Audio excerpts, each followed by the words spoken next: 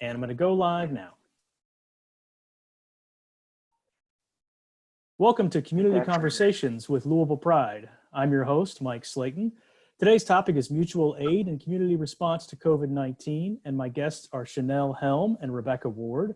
Community Conversations are part of our Digital Pride initiative, and they happen Tuesdays and Thursdays at 1 p.m. on Facebook Live. Digital Pride is made possible by UAW Local 862, Norton Healthcare, Connolly Law Offices, Evo Mortgage, and the Fairness Campaign. Join us Friday at 8 p.m. on Facebook Live for the Digital Pride Drag Show, hosted by Simone and featuring some of Louisville's top drag performers. Last time, we talked with Judge Angela Bissick about what's going on with the court system, and you can see that and other videos at louisvillepride.com. Next Tuesday, we'll be talking about how COVID-19 impacts immigrants and refugees in our community. As I said, our topic today is mutual aid and community response. With us today, we have Rebecca Ward. Rebecca is the co-founder of the Helen Foundation, LLC, which is a public speaking firm that provides breakout sessions, professional development workshops, and trainings for businesses and individuals. She's also involved in the humanitarian mission called the Jilly Pads, which provides feminine hygiene products to people who are experiencing scarcity. Chanelle Helm is the lead organizer with Black Lives Matters Louisville. And I'm gonna bring you all up now. I think everybody can see you. So thank you both for joining us. I'd like for you all both to, just to start, to tell us a little bit about your organizations. So Chanelle, if you want to start off with that. Yay. Hello, everybody. Yes, I'm the core lead organizer of Black Lives Matter Louisville, an official chapter of the Black Lives Matter Global Network. What that really is just supporting the community, a large Black community and brown folks, but also centering those needs and stuff. So that's kind of where mutual aid even comes from. That term is really politicized since the 19th century political movement that took place around socialism and grassroots organizing. But mutual aid is really that village concept, really invented, but also been here by indigenous folks.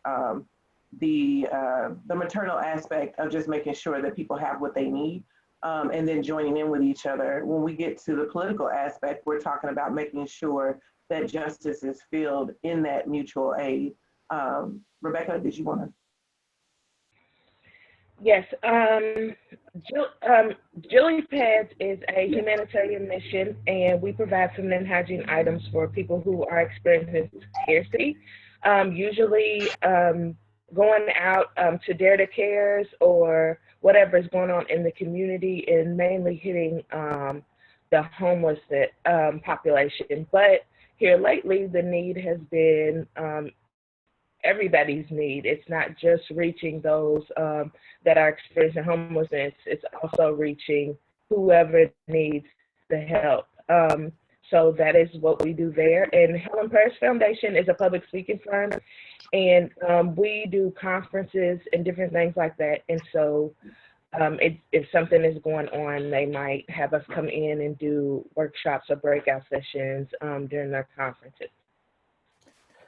And on Jilly Pads, that's really important because if I'm not mistaken, those products are not covered by food stamps and some of the other things that people might be able to get. So even if somebody's getting assistance, they're still not able to get those at a discount or reduced price or for free. Is that correct? Yes, absolutely. And they are expensive. They are not cheap, and they are not free. Like you can go to VOA and get condoms, tampons, and feminine hygiene items are just something that can be more expensive. And even at like cheap stores like the Dollar Tree or the Dollar Store, there's only so much in the pack, and they might not be good because they are cheaper. Well, thank you all both. And Chanelle, you talked about this a little bit, but I just kind of, before we get into the specifics of what's going on nowadays, I do want to just talk about what mutual aid means. You spoke to that a little bit. Rebecca, is there anything you want to add? No, she hit it. Okay. Now, some people might be surprised that we're talking to Black Lives Matter about mutual aid and kind of this community service type thing? Because isn't that just a protest organization? Don't you guys just go out and do activism? Right? So, like, yeah, when folks watch were direct actions to a specific injustice, and we realize that without a lot of context and without joining folks in communal spaces where you're not just meeting and talking about stuff, we are actually organizing. And so that organizing is making sure that we're handling the justice. People talk about root causes all the time. And you just heard Rebecca talk about, like, you know, what happens if you're not secure around your cycle and the things that you need, period. So just like our predecessors and most of our elders who, you know, administer us today, also help us with several things from the last large Black Power movement. We know that this is not just community service. This is taking care of us. We keep us safe.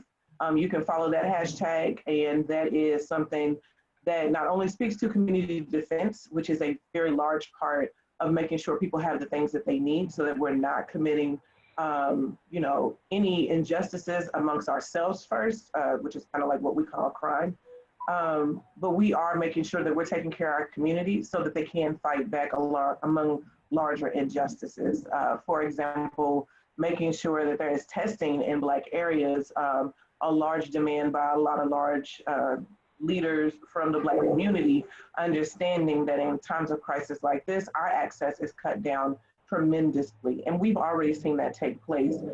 Mike, want to thank you and a few other like grass top organizations for actually reaching out to grassroots organizations, being like, oh, you know what is it that you need? That in itself is mutual aid, making sure, and I hate the term the least of us and marginalized, making sure those that are left out of the social economic process are children are at home, are the ones that are centered in mutual aid first. If mutual aid isn't centered on justice, then it is simply not mutual aid. This is solidarity over charity.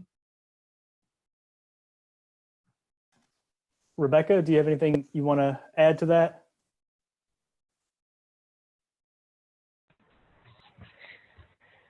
No. Chanelle nails it. Start with me next time. I was just saying, yeah, she seemed to get it most of it. No, I was just going to add, I actually don't protest with Black Lives Matter. So I know that stigma is there, but I have never been on the front lines of Black Lives Matter. So that is not 100% the truth, because not all of us are doing that. Some of us are doing the behind the scenes work, or have just met people and have started doing things, grocery shopping, or, you know, doing whatever we can to help the people. But some of us aren't on the picket line. And Chanelle, was Black Lives Matter Louisville doing this sort of mutual aid work before COVID-19? Yeah, because we're Black. But yeah, we've always done this work, right? A ton of our leaders are actually social workers, teachers, and then their social worker friends have also brought folks who have had an injustice. I think they get to a place where it's like, you know, whatever I'm supposed to do underneath the state guidelines isn't working. So where can I get the support at? And you have the community support, but then there's also support outside of that, because we're talking about systemic injustice. And while it's rather hard to fight against like large arms of systemic injustice, what we can do is make sure that those people who are getting hit by the systemic injustice can get to a place where they can get to stability. And stability, I'm not saying like you've got to have the picket fence, you know, you're on your way to own a home. That's some capitalist shit. What I'm talking about is you can find food to feed your family, and you have enough peace of mind to be able to get to sleep at night and get rest. Those are just some basic human rights things, but those are things that Black and brown, as well as immigrant, you know, non-status folks, trans folks, Black queer folks do not have here. We don't have that. And I'm not just saying Louisville, I'm saying in this country. And we see that happening now, to where, like, you know, a mass amount of Americans now are in this situation. There's even a meme that's just like, Of course, the target is like typical middle-class white folks, but hey, welcome to the Black life where you're over-policed, we still are, where you don't know if there's a check coming in or not, it isn't. You don't know if there's going to be food at the grocery store the next time you go. That typically happens in neighborhoods underneath food apartheid. So one of the things that we are doing, and we want to clarify what food apartheid is because it is frustrating here. People call them food deserts. They're not deserts. The food and the stores didn't go away. The people didn't go away on their own. It wasn't this natural population shift. They were taken away. So you have over 50,000 people on the west side of Louisville and some of the south side, southwest inside, without access to a grocery store in walking distance. That's not okay. It's also not okay that we keep pushing people out of housing to get it. So they're all interrelated. One of the things we do is go out to the East End stores and buy groceries, especially in bulk, because we're able to split them up between families that last well over a week, that last definitely into food stamps or whatever funds they can get in for getting some food, and especially our elders. We are under government mandated shelter at home, and we're not taking into consideration that a lot of people cannot and could not ever shelter at home. Home may not be safe for a couple of reasons, and that's the reason why we go and do what we do. We also have begun, and we don't really care how people feel about this, getting medicines and preventative care to not only those that are vulnerable and families, but also people on the street. We do understand what system overload actually means. We've been in it several times by being in a part of the capillary that's always closed off and siphoned off. A word plenty of people have heard me talk about. It's actually the gatekeeping of resources. We sit in a segregated city, so of course it happens. Before COVID, we knew that these issues existed, and they were not, like my stuff has not ceased. The organized not done has not shifted because of COVID. It has actually increased. So we want to make sure that people have the right information and not disinformation, which is extremely key, especially for low access areas around the city. Rebecca, can you speak to this? So it sounds like this is not a new thing, mutual aid. Does this have a long history in the Black community? Yes, I believe so. I think at different times it's been called different things. So I think that may be why it's new to some people, because it's been called different things. But I think that it's been there. It's always been there. And I think that maybe it wasn't as big as it is now, or it was like, you know, just a neighbor taking their neighbor food, or just a grandmother taking her grandchildren's food because the parent is on drugs. Like, it could have been something like that and didn't really have a name with it besides we're taking care of our own. And now there's a name and it's been put with it, but it's not new. And this is a question for both of you all. Do LGBTQ people of color get included in these efforts historically and today? I think yes. Our organization personally, your sex has nothing to do with your need. So that's not even asked. So if you call and you say you need feminine hygiene items, and you just happen to be trans, and they get dropped off to you and they're yours. There's no questions about it. There's no question about who you choose to love and what gender you choose to use that day or any of that. Like, if the need is there, if the people need it, you provide it, and that's it. Yeah, mutual aid is not about siphoning off any resources or anything. So I know a lot of people are just like you said, well, Black Lives Matter is doing this. Yeah, we definitely are centering all and any Black and brown folks first, so they get resources immediately, because we do know it is simpler in a racist and fascist society that white folks, regardless of economic background, will get resources before Black and brown folks do. And like Rebecca said, that has nothing to do with folks' gender or sexual orientation. I think it makes them a priority as well as vulnerable folks. So not necessarily placing them in a vulnerable population, but just like immigrants or anybody else, where it might be dangerous for them to go or enter into these, which I've only seen virtually, these mutual aid locations and things. They've really only made that available, I think, online. There are some folks, you know, that go out and do some things, but what we're saying is that a visual, a physical presence has to be there.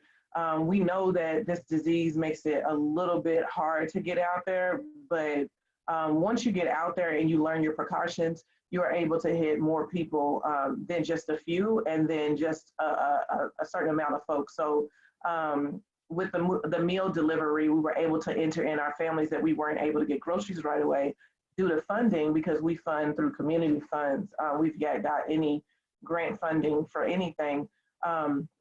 And to see people's faces who are always forgotten, and I want to use that word because when we craft out these missions, not even we, I'm not going to be included in that. When nonprofits craft out their missions, and when certain folks pick up, you know, this nuance of organizing in a way, they make sure and they target who they want to target instead of those that are impacted.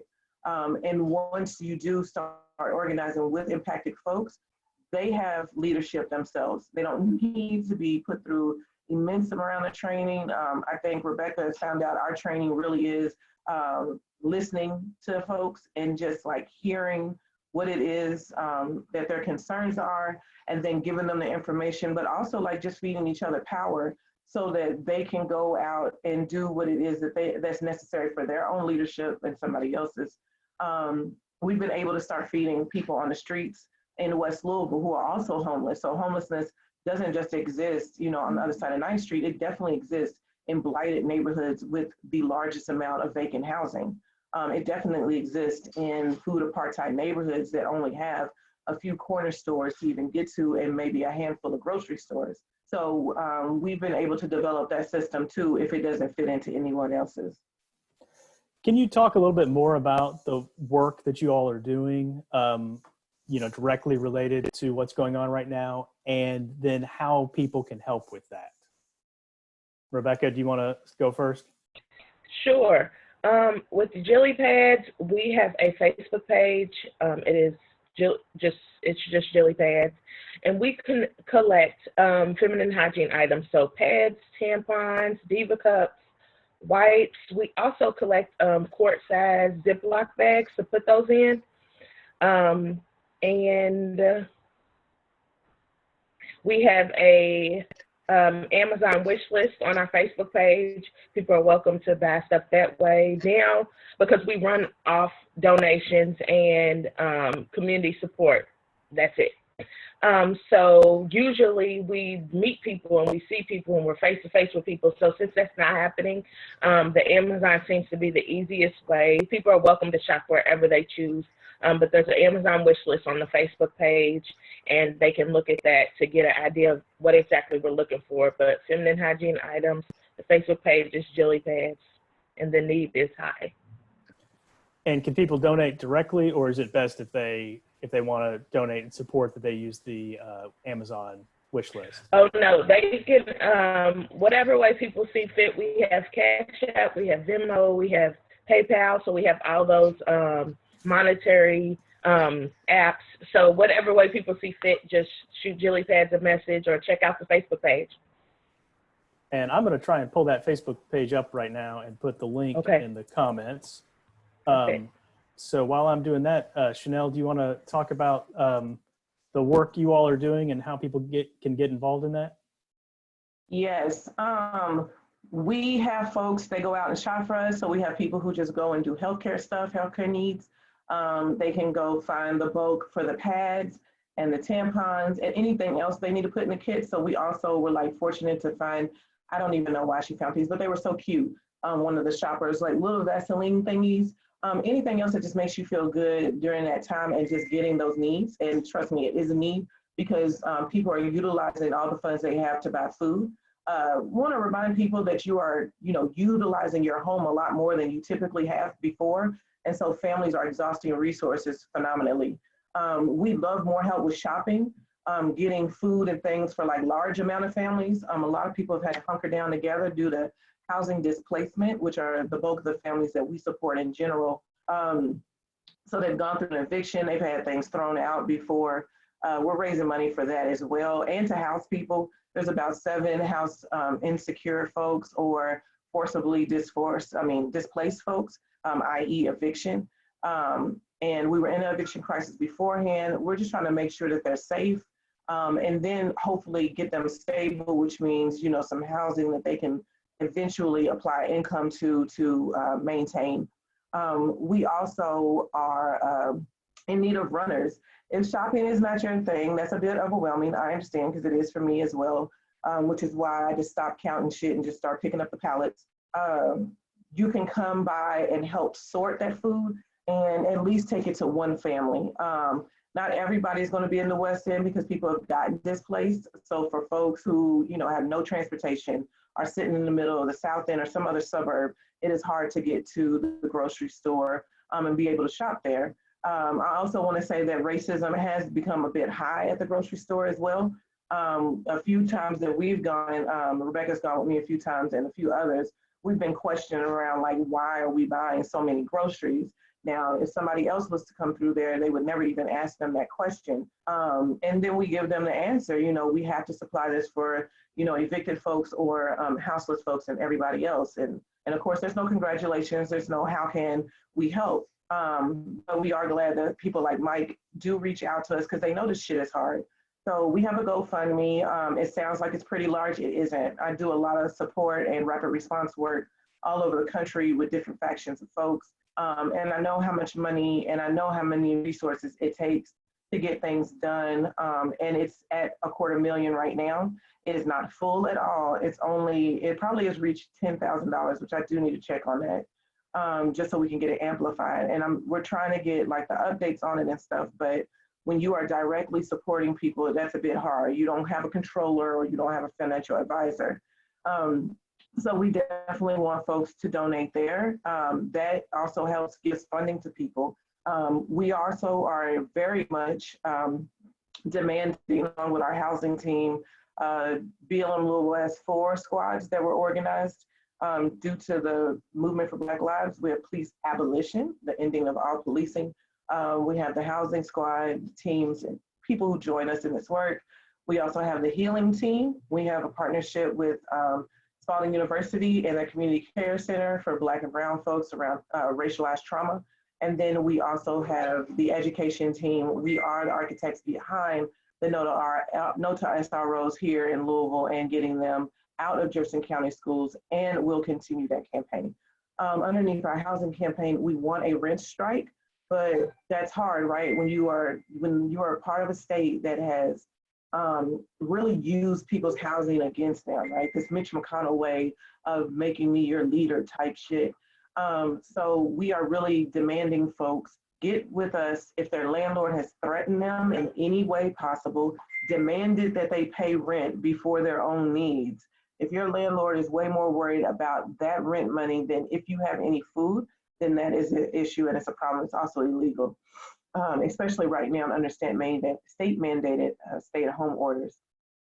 We also are, why can't I think? Oh, we hold a lot of people accountable, which is why Mike has us on today in a way, because it was really confusing as when this started that folks and even the government did not issue this as a emergency situation. It was kind of fumbly.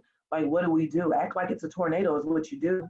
If you're able to get people housing right away or anything, and we're talking about shelter at home, that's the same type of order that's taken in a tornado, in a really bad storm, in flooding. That's what that means. So we've had to hold the city accountable on a number of things. We've had to get a lot of organizations together really quickly, and we'll continue to do that as we keep moving forward because this thing will get worse. We haven't even begun the amount of testing that needs to be done, which has been extremely frustrated as we see low, what are they calling essential workers, who are in people's faces more than healthcare workers or anything. I'm not making a versus, I'm making an and, but there are people who, go to work, they don't have PPE at all, and they see people that are less than 6 feet, and it's just to buy groceries, and it's just to buy toilet paper at a Family Dollar. And it may be to buy those nasty ass frozen meals at a Dollar General because that's all they have and they are getting sick. those people are getting sick, they live with other vulnerable folks, and those people are dying.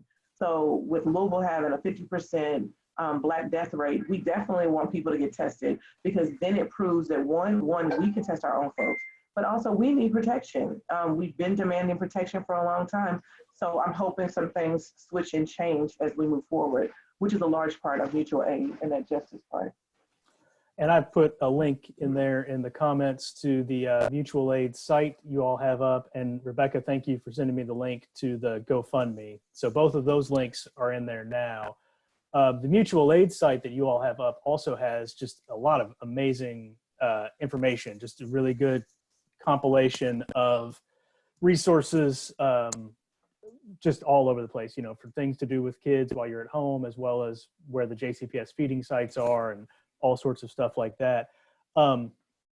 You've talked a little bit about some of this, and I want to kind of get into it, that, you know, social media and modern technology has made it easier than ever for people to raise money and get organized and things like that, and just grassroots activists, as well as just ordinary people who haven't done anything like that before. What do you think about that new environment?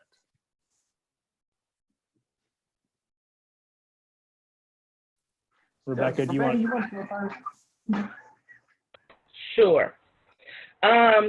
This is about the new people coming in. Yeah, and that's what that question was. Yeah, there's a lot of new groups that have kind of popped up. It's sort of easier than ever for people to do that. You know, is that a good thing? Is it helpful for folks? I've seen a lot of those popping up. You know, and how can they be the most effective? I don't know if it's a good thing. Also don't want to say it's an awful thing, because I think that sometimes people's intentions are good. So I don't want to discredit people that intentions are good and pure. But I think that if there's something already going on, you should find those things that are already going on in the city or wherever you are, and attach yourself to those things, because also those people could be exhausted. So you could actually be helping them, and maybe not just be on, because some people don't want to be on the back burner. Some people want to be the face, but everybody can't be the face all the time. But maybe some of those organizations, some of those people are exhausted. Some of those people have exhausted all of their own personal resources, and you could be on the face for a little bit if you just reached out and found out. So I don't want to say that they're all bad, but I just wish that people would look for what is already being done and help with those things. Like Chanelle said, we need runners, but people have started their own stuff, so they can't help us go to the grocery store, or they can't run meals for us or organize for us, because they have all these organizations have kind of just popped up. But I think if we all just, I know if we all just work together, that this would be easier for us and for the families. And I think that we could reach so many more people if we were just working together. I'm glad that you asked that question. Mike is a co-conspirator. I'm just going to say it like that. Anyway, but no, this is why I make sure that I can support the needs of our community members like Rebecca and other folks who aggravate me with the whole, we're behind the scenes. No, people need to know who is willing not to, it's so hard to explain it, but I'll explain it in the way people throw it at me. Have this limelight, right? I don't sit in a limelight, and I really am aggravated that like people even call it that. This isn't a showcase. This isn't popular notoriety because, you know, you do something extremely well, like athletes and all of that bullshit. This is because there's injustice out there, and somebody has to say something, but also somebody has to be represented. Whenever those like media requests come in, I'm always hitting people up, but whenever it's time to move and organize, I'm always supporting people's leadership. There are tons of folks who do a lot of fucking work in Louisville for Black folks, for brown folks who are scared to say anything because of the rebuttal, one, not from the racists and the fascists, from the people in these nonprofits who look just like us. It is frustrating to shit to actually see, and then whether they look like us or not, they may be on some type of ground where we're similar. and continue to utilize narratives that are against our character, but also against the work that we do, and not understanding that that is life or death for somebody. For example, I had a fundraiser for one of our organizers whose child who has special needs is being targeted by the police.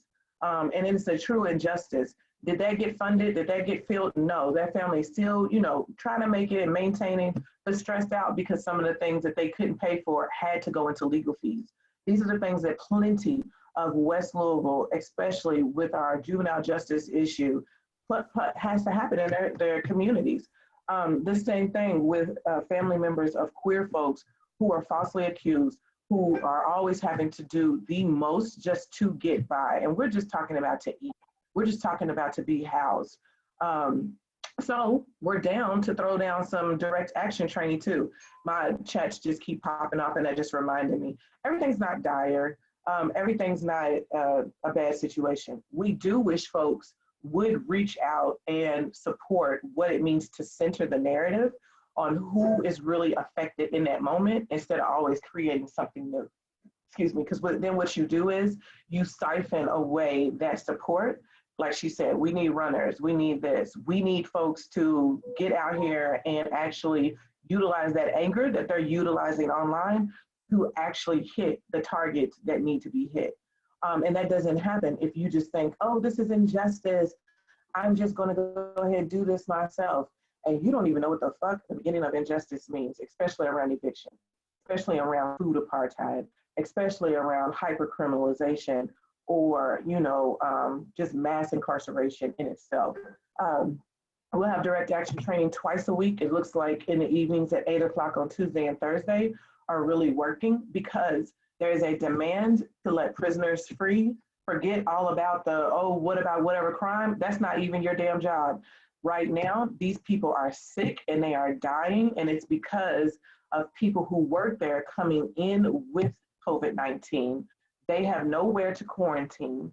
You are either sharing a room or you're sharing a space with a lot of people, and that doesn't need to happen. And we talk about overburdening the healthcare system. Let them go, put them in quarantine, and then whatever needs to happen with their punishment, let that happen. If they need punishment, because we know a lot of people, which is the problem here in Kentucky, are in jail without trials. And that is the problem with our criminal justice system right now. They're not even guilty yet, like officially. They're just sitting in prisons and jails. Also, they're private. Lastly, it's great that you have a buddy here or there, and they'll do anything for you. Everybody doesn't have a buddy here or there that can do whatever for them.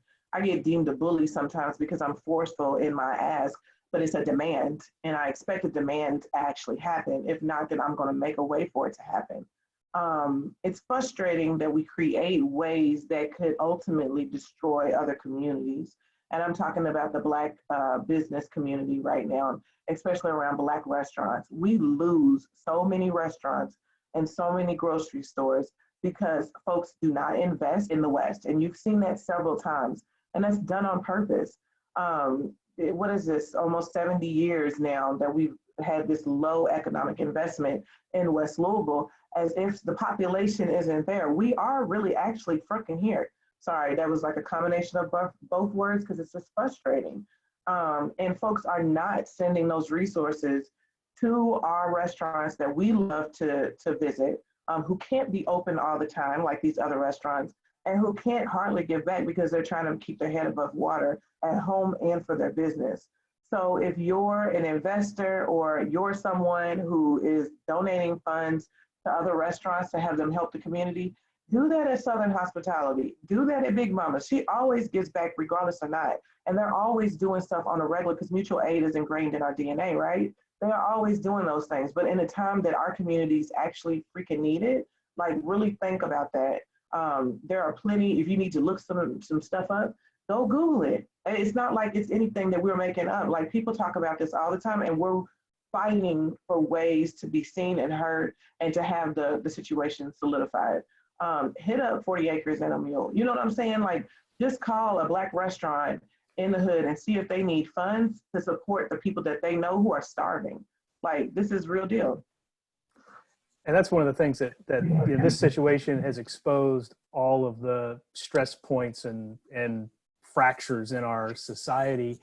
And it definitely, all those inequalities become magnified because, whether a restaurant can endure being closed or almost closed for 2 or 3 months has a lot to do with how much funding and capital they have access to, and whether they, can pull on resources or get credit or things like that. And that's something that's not, as we all know, that's not equally applied across our community or any community. It's certainly not a problem that's specific to Louisville.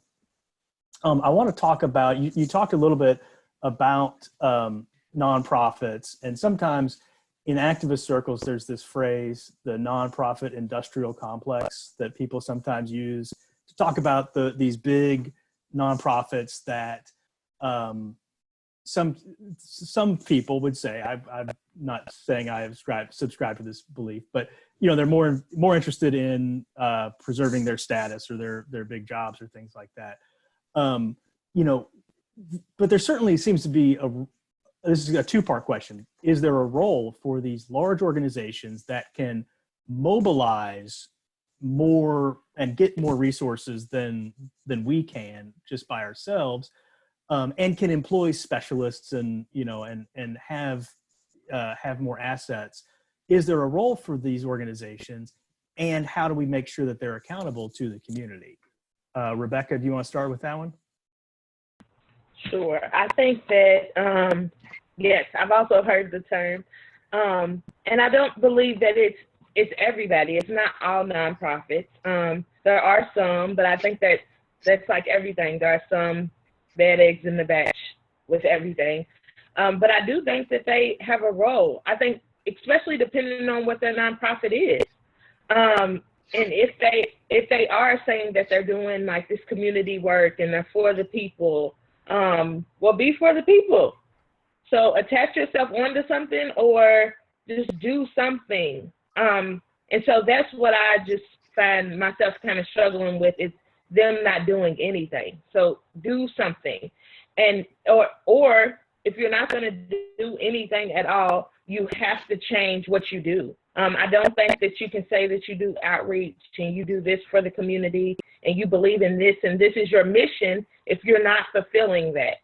So I think that either you do the work or you don't do the work, but if you don't do the work, you need to change your mission. Because if your mission is not the people, that can't be, and you're not doing that, and you're not fulfilling that, and people are calling you out on that, because I also think that is important, that people are calling people out on things. And I know that Chanelle will call people out on stuff. She does not bite her tongue, not at all. And I know that some people aren't calling people out on stuff, but that is important. Like these people sitting on these boards, like Chanelle had a status about nonprofits, and people were like, I'm on a board at a nonprofit and we do good work. And I'm like, where's the work at? What are you all doing?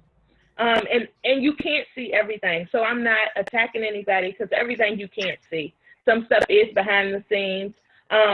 But people know who's helping them. People know what's going on. So either do the work, and if you're not doing the work, change the mission, because you're lying. Yeah, and this is the boat that we hear from like our community. It's funny, I'm doing like this and Rebecca's down there, so it's like the little Bundy thing.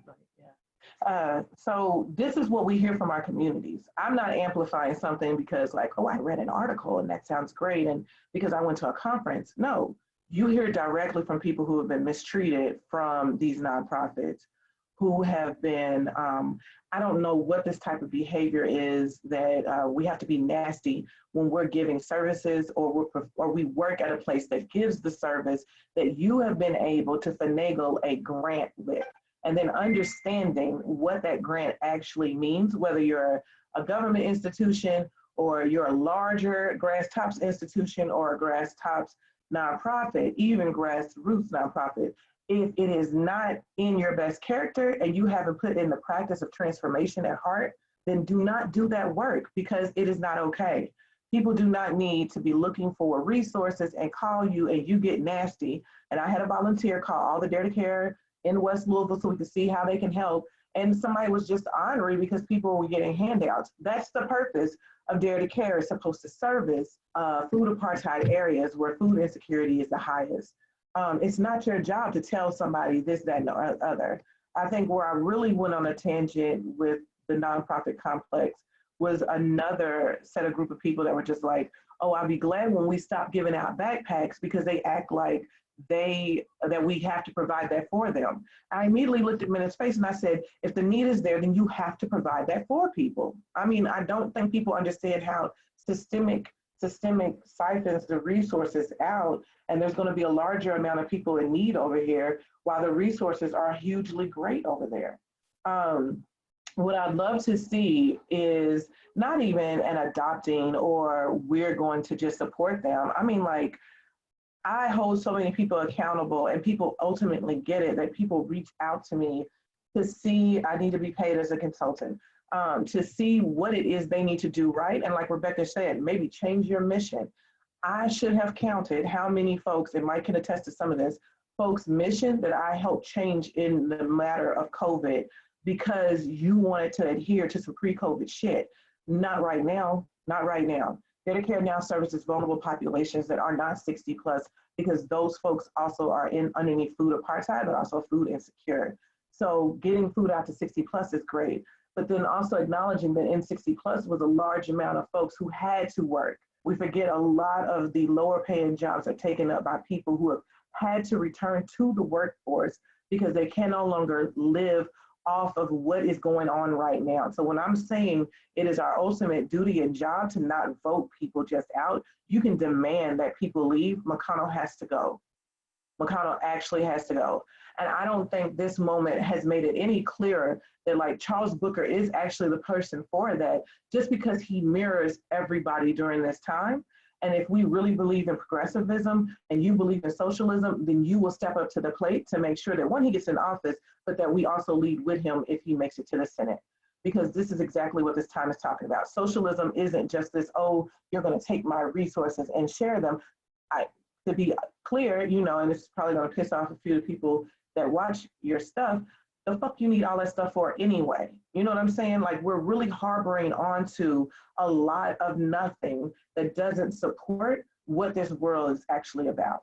Like, it really doesn't. And it is hurting folks. It is hurting people right here. What I really dislike is that missions have to do with way over here or something that has nothing to do with their immediate location. And this immediate location of where I sit at and where a lot of folks sit at could be helped tremendously if we just think outside of this this rigid system of, I need to check with the board. I have to check if that's within our mission. I don't know if we can file the right paperwork. I just don't think that the IRS cares nothing but about making sure that taxes are extracted. That's all the IRS does. They will take you to court because they want their money. They will not take you to jail, and they care about nothing else. So if you want to give money, we're not even a C3. People give us money all the time. You know how many people ask us at the end of the year to send them a tax thing? 3 people in the time that we have, and one person asks us every year, but 3 people in the time that we have. I think Rebecca wants to chime in with something. No, I just was going to add that also I see that people are trying to vet people. So I think that sometimes that happens with larger nonprofits, or people are trying to say, they don't need this, or why do they need this, or they get food stamps, so why do they still need food, or whatever the case may be. So I think that it's also important that that is not your job. If your job is to fill a need, you fill the need. That's it. You feel the need. So I think that for some people, they get caught up in their heads about it. Like, why does she need this? Maybe if she didn't have 9 kids, she wouldn't need all this food or all this. So people get caught up in their heads about what each particular family or what each particular person is doing or going through that might be against what you believe. And that is okay, because everybody has their own beliefs, and that is fine. But if you're out here doing the work, you have to put all of that to the side to do the work, or you can't do the work. So I just find that as some of the things sometimes is people are just so caught up in their head with their beliefs or, what they believe in, that they can't even do the work positively or successfully because they are so caught up. And so I just think that it's important to put that to the side, to fill the need, to heal the people, to take care of the people, because that's important right now, and that's important all the time. And if you can't do that because of your beliefs or because of what you believe in, that is perfectly fine. That is okay. But you cannot do this work and not provide it to everybody because somebody is against what you believe in. I want to move on because I got a couple other things I want to talk about. We could go on about this particular subject at great length. One of the things that's going on right now is that a lot of great activity is happening online. People are really using technology in pretty amazing ways to connect with each other, but who gets left out of that, and how do we bridge that digital divide in getting resources and information to people who need it? Chanelle, do you want to take that one? Yes. What was that part again? I was reading Facebook. I'm going to need you to focus on this conversation, please.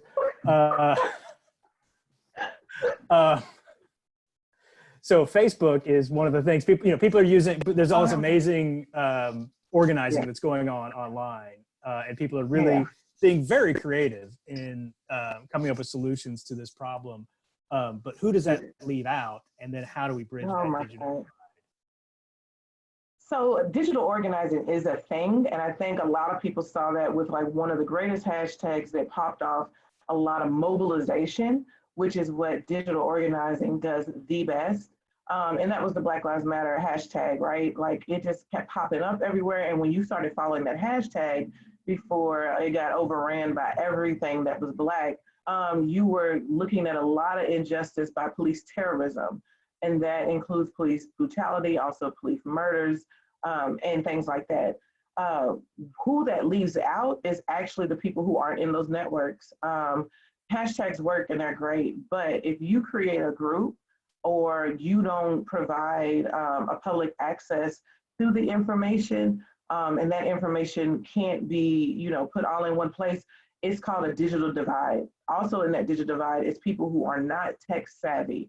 So while a lot of us are on, Facebook, and we have to remember that Facebook is it's, even though they went public, it's still a private entity owned by some very rich folks, including Zuckerberg, who owns 60% of that. It can siphon as much information as it wants to. It's only free because it utilizes the data from its users to create a capitalist profile, which is what they use in commercialism to get you to buy stuff and to sell you off, actually. So you're going to get us shut down. I know, right? Zuckerberg's going to come and shut us down. Trust me, ask me how I know. It happens all the time. And then that's something that activists found out, right? Activists, organizers find out, and activists amplified.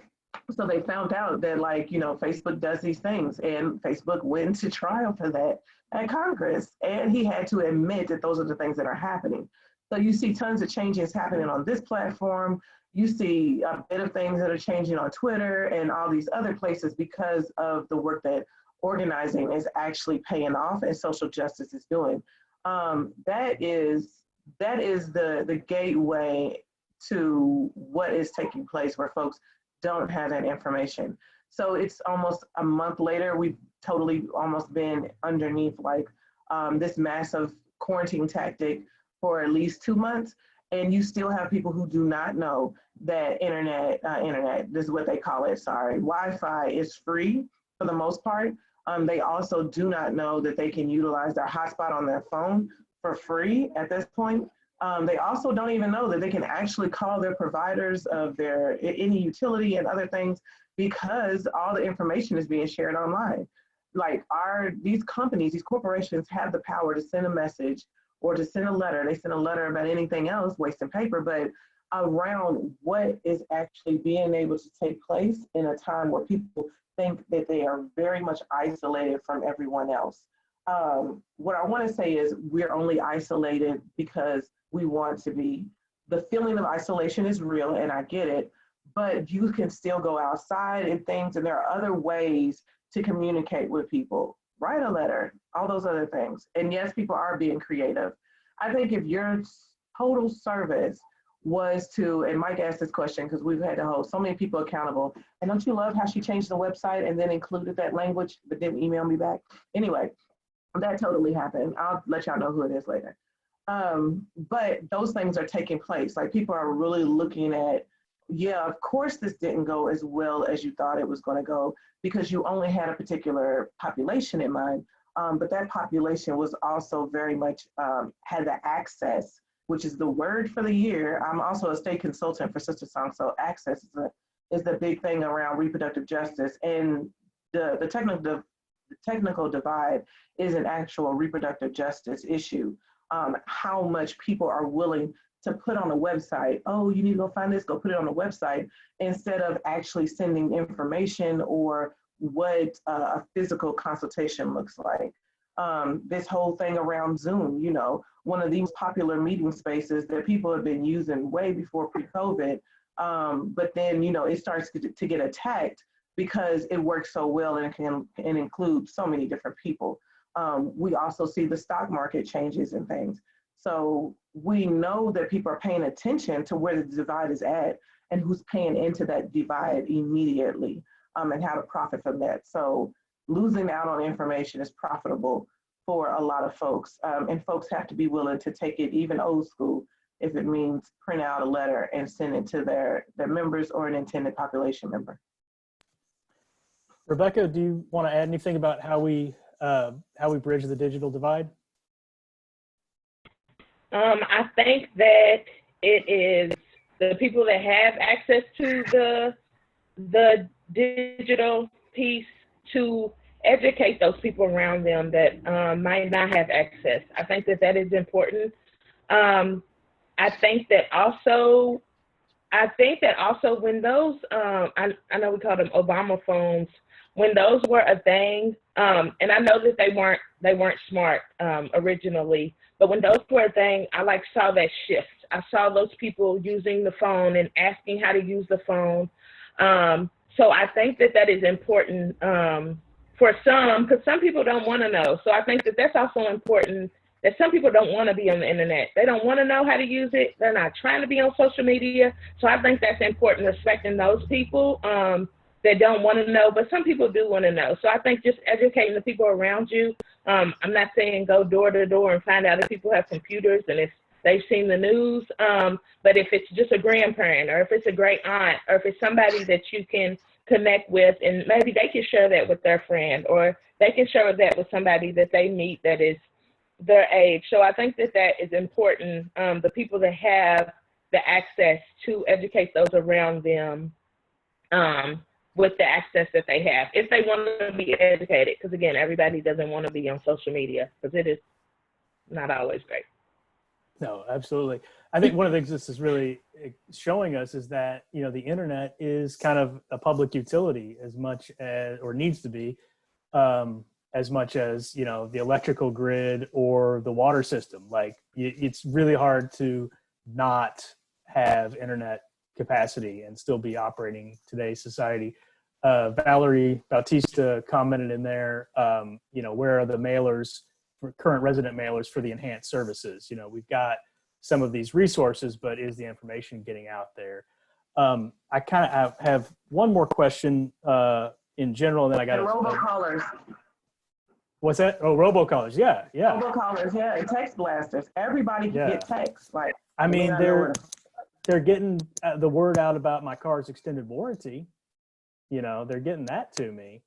You'd think they could get some of the other information.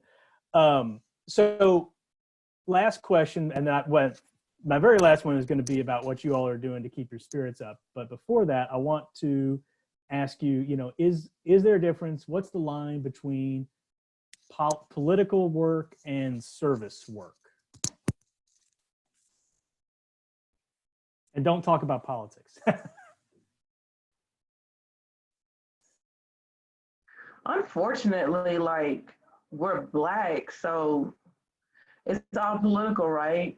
Until a large fundamental change happens within Black identity in this country, it's always going to be political. Unfortunately, like, I wish we were helping because, you know, like these other white mutual aid groups. Oh, because it feels great. I think I saw somebody say, "Oh, you want to watch me paint my fingernails?" I wish that could do it, right?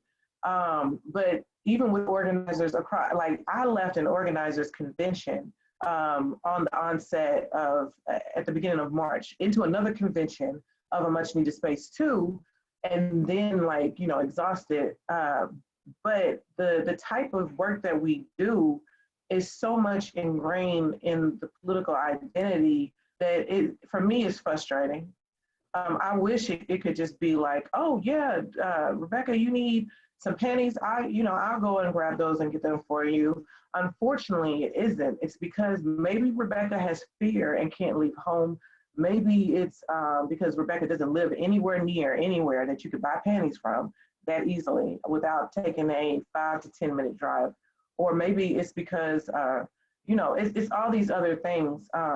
I think for a few folks and a few of our folks, people who are moving past the fear, like we have new people moving into leadership every day, but something drives them back into fear. They are able to do this work to get away from that fear. So a mom who's been displaced from Beecher has been forced into homelessness. I want people to know that those people were forced into homelessness for a while, and a lot of bureaucracy around moving to a location that people ultimately knew was going to be destroyed, right? Correct?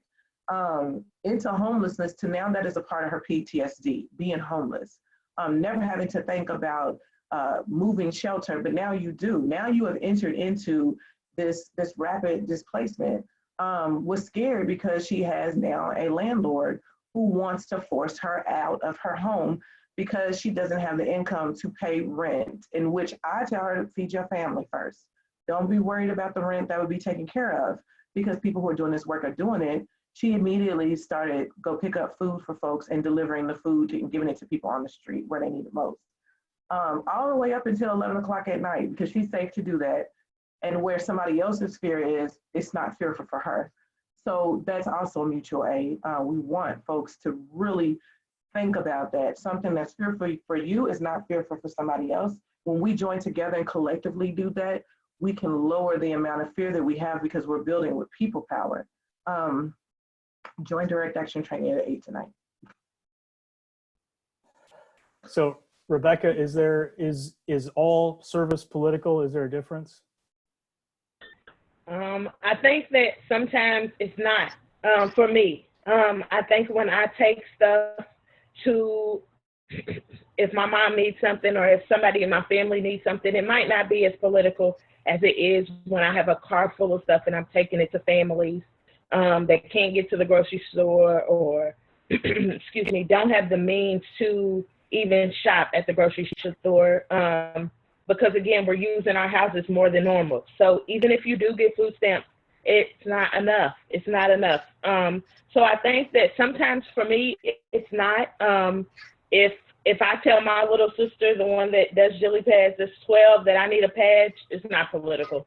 But if we have to go drop off pads to somebody's porch because they need those because of whatever reason, because we don't ask any questions, it can be. So I think it just depends on what the work is and who you're doing the work for. But I really wish that it wasn't. I really wish that none of it was. Like Chanelle said, I wish I could just pick up and give somebody, provide somebody something just because, not because there's scarcity out there. Thank you all both for joining us. We have Chanelle Helm from Black Lives Matter and Rebecca Ward from the Helen Paris Foundation and Jilly Pads. I want to ask you all both before we leave one more question, but just want to say thank you all for being here for a very engaging conversation. I'm sure, Chanelle, you have opinions that don't always get heard. And so I'm glad to be able to help elevate those. Even, I told you the other day, I like what you have to say, even when I don't agree with it, which is true, I will say as a 501c3, any opinions expressed about any candidates are strictly those of our guest and not of the foundation. So thank you all very much.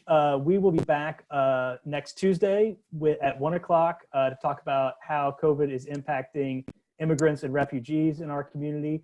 Friday night, we have a digital drag show, Digital Pride Drag Show, hosted by Simone. And we want to thank our sponsors for Digital Pride: UAW Local 862, Norton Healthcare, Connolly Law Offices, Evo Mortgage, and the Fairness Campaign. To see a copy of this video later or anything else we're up to, you can visit LouisvillePride.com. And before we finish then, Chanelle, if you would let us know, what are you doing to keep your spirits up and keep yourself going in this time? I think what people don't know about my background is that I was raised by my grandmother, who's a social worker, so we've always been doing this work. But I'm also a geographer. I studied human geography, so I've been studying these type of situations. I've been doing rapid response, Standing Rock, when natural disasters happen, Harvey, just in response of a lot of things. I wasn't here for Katrina, but post-Katrina supported a lot of efforts as well and stuff. So this is just what I do. And like I said, my work hasn't slowed down, but to keep me in upbeat, I think having a realization that I know this world is real. I know that what we go through is real. And I think that's important for people to remember, and just holding it close to you. We get stressed out, but I'm a part of a national organizing family that makes sure that we're okay before we even start talking about work. And so I've moved that into my work as of now too, making sure we ask people how they're doing, how they're feeling, and we want real feelings. Even if it was, it was one moment where, like the room was spinning and I was just walking around and I couldn't do anything, and so that we can even say, the next time that happens, just stop and catch your breath, find the breath, breathe. It's going to happen. It's going to happen more than once. Letting people know that these feelings are normal. There's no need to try to build out this new normal. I shouldn't be sleeping all day. Yeah, you actually should be sleeping all day. You're probably catching up on work that you've done in a rat race for years, and that's not normal. So taking a break, living at home, is okay. I'm glad and fortunate to be living at home, and I think what makes me able to do this work and be really good about that is that my babies are here. For a mom that does this work, them going to school is dangerous for me. So that scares me a lot that when they're never with me. And they've been here and I've been fine with that. Knowing that the house is okay, like taking care of home. So if I just have those things, then I'm fine. But I know we'll get through this. This is a pandemic that should have never taken place here, but we also have to realize that we took advantage of a lot of different other places so that we could have that type of freedom away from mass illness. I'm not saying that this is karma, but I'm saying now we are learning lessons and we have to live with our new realities. And that's something that's typical for me to understand. So I'm here if folks need to understand what this new reality is. But also, it sounds so cliche right now, right? We will get through this. We'll get through it together. We won't have to stay together, but that is something that you have to remember. We will get through this and we'll get through it together. And Rebecca, what are you doing to keep your spirits up? I think that I think that I'm being mindful that that this is temporary, and living in the moment, because that's all I have right now. So I think that is important. Like I have a roof over my head and I have food in my fridge and my freezer, and I have electricity and I have water, because sometimes I'm providing to people that don't have those things.